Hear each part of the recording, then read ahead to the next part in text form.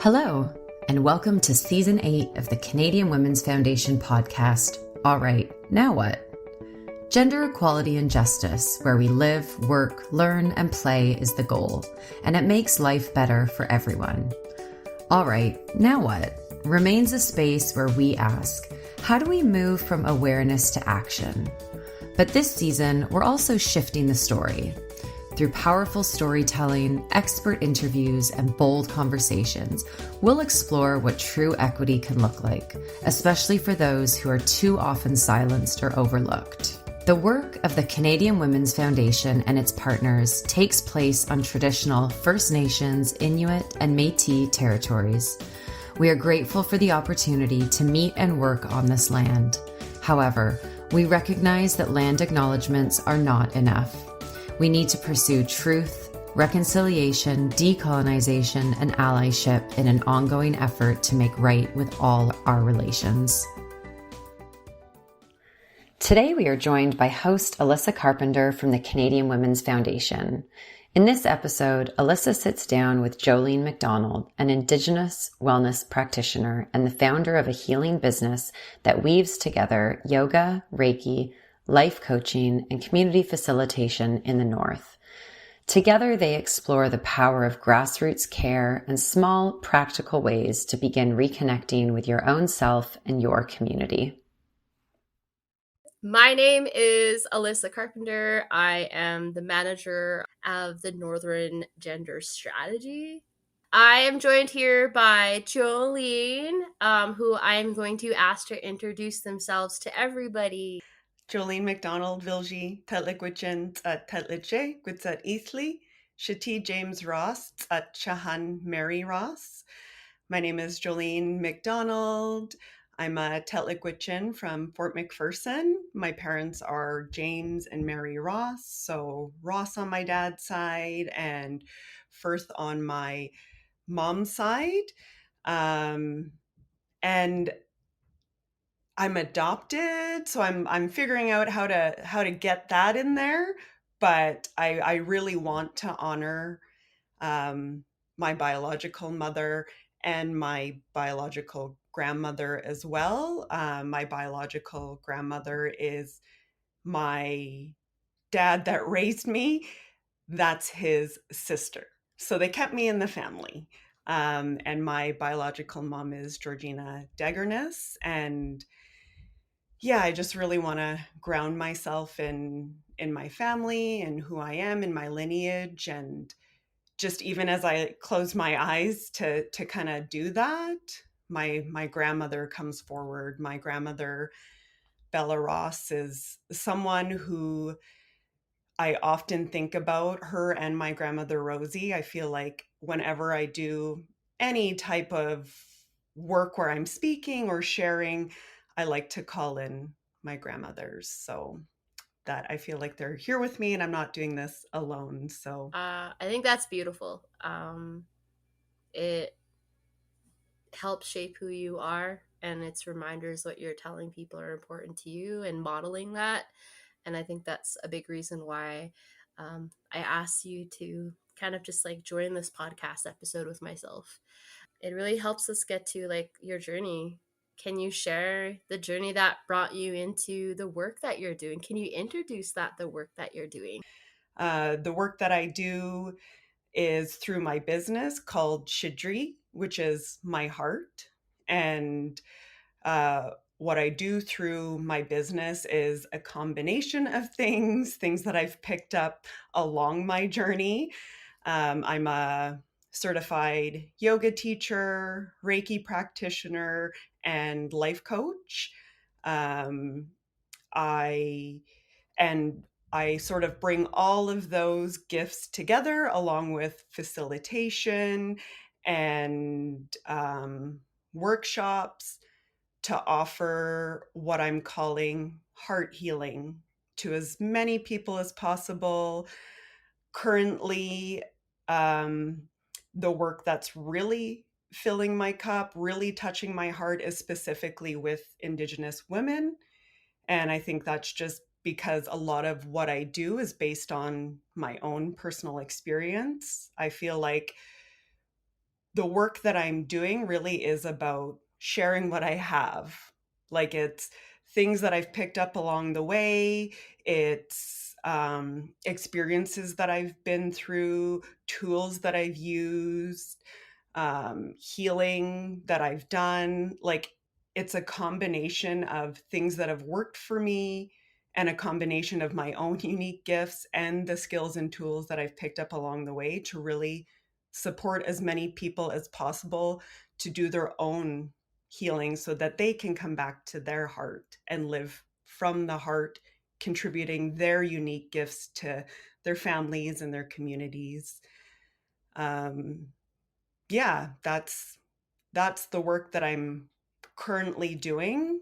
Uh, I've done a lot of different things for a lot of years. And I only started my business this year. So I've been doing this type of work like in different communities across the North, in different capacities. And now I'm just bringing it all together with the hope that I can reach more people and do the work that really like connects with my heart and comes from my heart. I think that's why I'm doing it now, because I feel more connected to my heart and more aligned with the work that I'm doing. Like, it just feels the most authentic it's ever felt. Like, when I was doing the work before, yes, it was authentic, but I feel like I've grown as a person and I'm in a different place. So the work that I'm offering reflects that. And really just it comes from a place of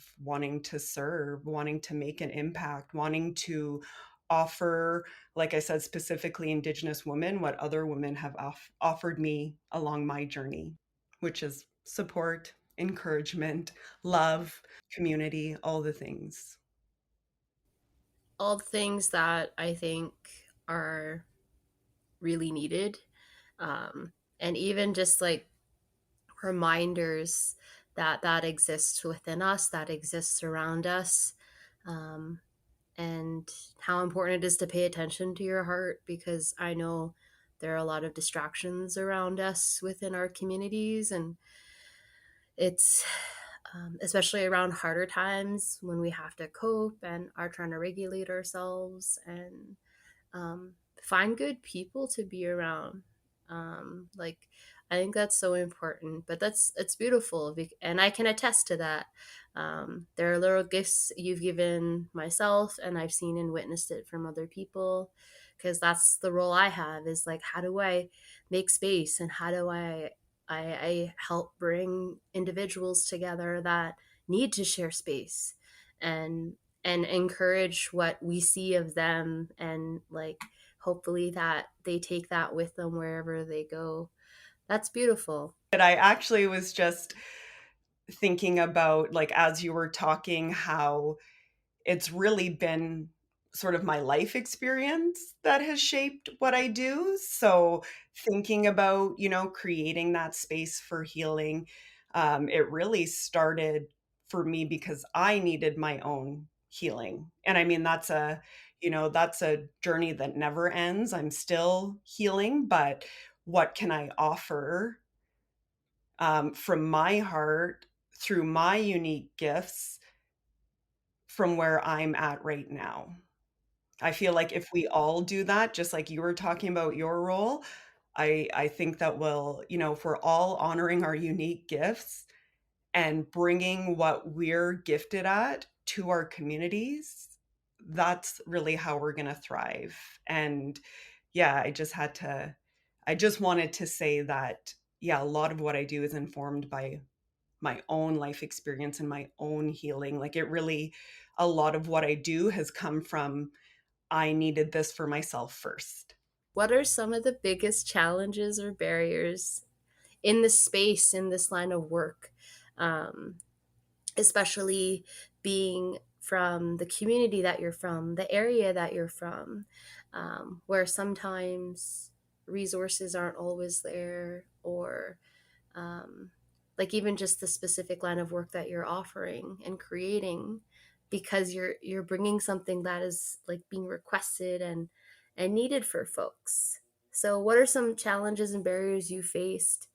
But also on the other side, what are you seeing just by putting yourself out there, saying, I'm ready to help and offer this. So really the challenges are what you spoke to. Resources are a big one. So the work that I do is like Reiki and yoga and life coaching and putting it together and offering like, yeah, that type of healing, but that type of healing is not necessarily regulated too. So access is a big issue, actually. Like the money to access my services is a challenge. So how I get around that is I'll approach different organizations and they pay me, and then I'm able to offer my work to like their members um, at no cost. So that's the biggest barrier, I would say. Um, and that's also why I have been actually my plan initially was to go into counseling because that's regulated and then to like offer my services that way. Which that might still happen down the road, but it's a systemic barrier, you know, because certain things are recognized and certain things are not. So certain things are paid for and certain things are not. That's a real challenge for me to offer what I do and to get paid for my work and for people to be able to access it. Yeah. And I mean, I would say the other thing is um a barrier is just flexibility for people. Like what I was thinking about this morning was just how healing really is like a full-time job. Like you know, people have said that before, but it takes a lot of time and a lot of effort. And like we live in a society where if we want to survive, if we want to be able to pay bills, like we need a job that pays us. So that's like 8 hours of our day. And you know, the women that I have worked with, the Indigenous women that I've worked with, every single one is giving back to community, caring for their families. So where do you even fit in the time to do your own healing? So I think like even just the way our things are set up is a barrier for people to access healing. And I would really love to see more flexibility for people to be able to work but also honor their needs for healing and the things that come up when you're healing. Even if I, you know, think about myself, like there were times when I was going through hard things in my life where I wasn't sleeping and I still had to show up at work and put in 8 hours, you know, like it's almost impossible, to be honest, to do the work that you need to do and to survive. So for me, something that would be helpful is more flexibility and also just building a culture of wellness within your workplace so that you can honor people's needs and where they're at. Because really, when you do that, you're getting the best version of someone to show up at work anyway. So it just makes sense to me. And, you know, offering like the benefits and the time for people to be able to access what they need to access in order to heal and grow and be well. If you could shift one narrative about this issue, what would it be? And it's really like tying to, for context, it's tying to the podcast's mission of shifting the story. So like you kind of have the floor, and what's your advice to that as you do this important work? It's changed your life, and it's helping other people, and it's being something that can really help others. Yeah, I think before I answer that, I just want to go back to one of the things that you talked about too, because to me that's also a solution. Like I talked about, you know, systemic changes and flexibility, but also where I've seen a lot of success and the thing that always just makes makes me feel like in awe is those grassroots efforts, like people in community who see a need and then offer a solution. And I think about someone in my own home community. She went off to treatment and then she came back to McPherson and she saw a need, which was for, people who are struggling with alcoholism to just have a place to go. So she just opened her home and offered coffee. Like, so simple, but such a big impact. And I think, like, kind of what you were talking to is that community piece, right? Like, we're all community members and we all contribute in our own ways. We see a need and we offer our gifts to that. And that's where I really think, yeah, if we had the time and the space and the resources to really do our own healing, really get in touch with our own gifts, like, our communities would thrive because everyone would be connected to their heart and their gifts and offering their unique gifts to support community. So I had to talk about that first because I see a lot of beautiful things happening in community, people just stepping up and doing what needs to be done. But I also want to say just that I think it's important also to acknowledge that there are times in our lives when we need to be a little more selfish. Like, like for me, I went through um, a life-changing experience and it brought up so much for me. Like, I went through a divorce, which doesn't, when you just say it like that, doesn't seem like a big thing. But in reality, like, what happened for me was all of my core wounds came to the surface. I was grieving a life that I had dreamed of. I was now in this new phase of life questioning, like, who am I? Where do I go from here? Like, it was a lot of stuff came up. And it was like in that time, I feel like I gave myself permission to be in what I called my sacred container of healing. It was like, I'm coping with more and my capacity is less. I love that we give. I love that we see a need and we step up, but I also would love to see us honoring our needs for caring for ourselves and taking time that we need to rest, to connect with our loved ones, to experience joy. Like, I think those things are so important. And I don't want to just not bring that into the conversation because I think it's important to acknowledge. It's okay to choose you. It's okay to be, it's not even selfish, but we have to say it that way right now, I feel like, in society, because choosing yourself is the last thought of thing.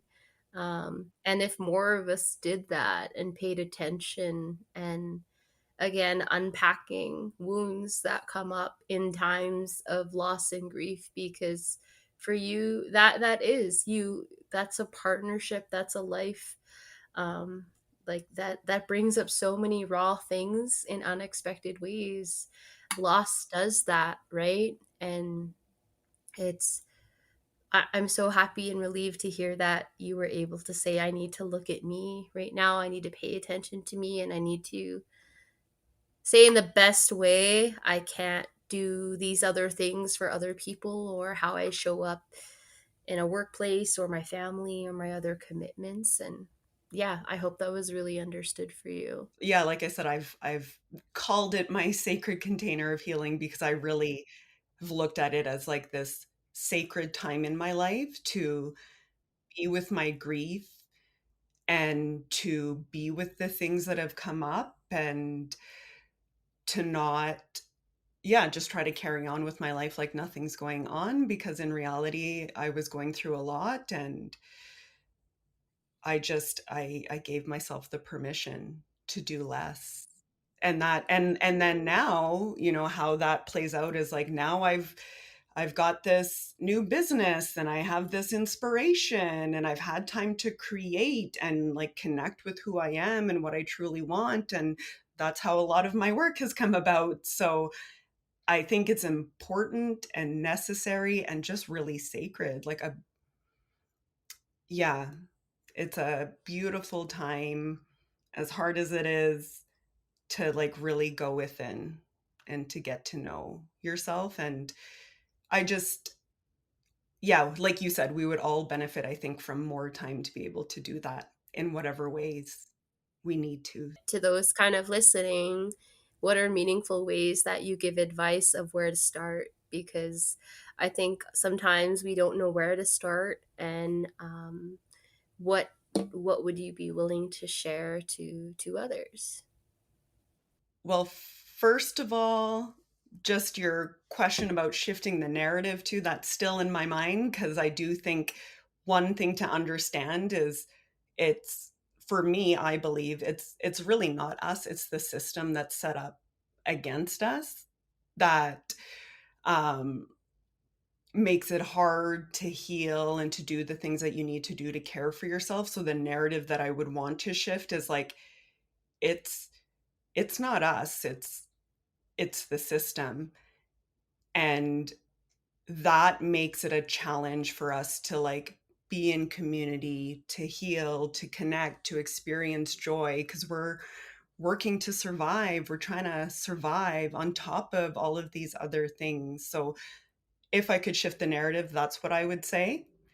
And then if I had advice for people of where to start, I guess it's pretty cliche, but like it starts with you, which I think I've touched on in different ways throughout our conversation. But it really is about making that time and space to connect with yourself, to do your own healing, to get in touch with your own unique gifts. And all of these things, I believe, contribute to like your own personal fulfillment. And when you're personally fulfilled, your cup is overflowing, and that overflows into your relationships, your families, your communities. So it really does begin with self. But like I said, I also understand the barriers. Like you work a full-time job, you've got a family, you're contributing to your community. So something I like to do, especially when times are busier, is just where can I create space in my day? Even a minute to breathe and get quiet, even, you know, 15 minutes outside on a walk. For me, that's like, boom, it resets me completely. Um, so if your life is really busy, if you've got a lot going on, how can you still honor who you are and what you need in even the smallest way possible? And, just bringing it back to community too.